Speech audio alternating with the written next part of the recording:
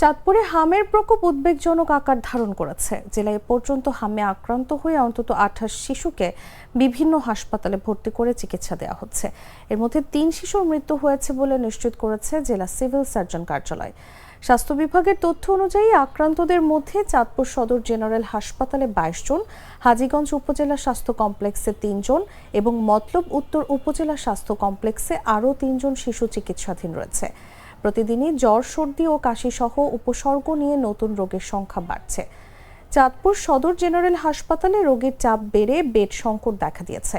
হামে আক্রান্ত শিশুদের জন্য আইসোলেশন ওয়ার্ড চালু থাকলেও তা প্রয়োজনের তুলনায় অপ্রতুল।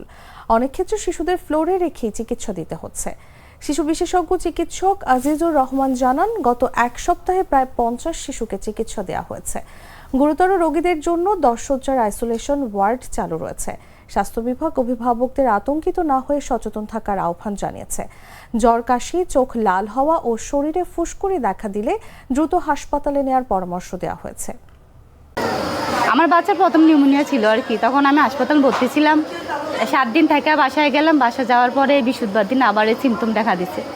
দেখা দেওয়ার পরে দেখি জ্বর কমেই না, জ্বরের থেকে শ্বাসকষ্ট হয়ে যায়। এই শ্বাসকষ্ট দেখে বাসায় আবার হাসপাতালে ভর্তি হলাম। যেমন জ্বর অমন কাশ, আর কাশের লগে মনে করেন না কফ, নাকে মুখে ছুটে, আবার মনে করেন চোখের পানি পড়ে, ঠান্ডা, জ্বর থেকে জ্বর আসে, মুখে ঘা। আমরা আমাদের যে আউটডোরে এবং হচ্ছে যে বাইরেও আমরা যে কেসগুলো ট্রায়াস করি, যাদের হচ্ছে যে সাধারণ বিপজ্জনক চিহ্ন আছে, যেমন হচ্ছে যে খেতে না পারা, নেতিয়ে পড়া, দ্রুত শ্বাস, তো এই ধরনের কেসগুলোকে আমরা আসলে ভর্তি করি। 200-র বেশি সার্ভিস ও ফিচারে লেনদেনের সব বিকাশ অ্যাপে সম্ভব।